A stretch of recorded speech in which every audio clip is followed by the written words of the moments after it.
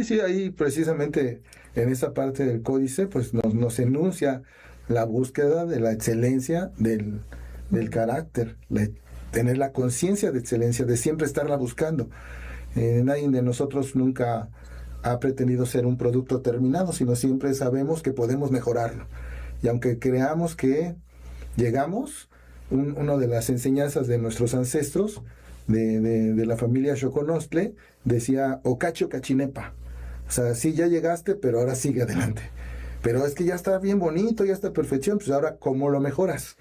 Y pues es que ya lo mejoré muchas veces, pues ahora, otra vez, ¿cómo lo mejoras?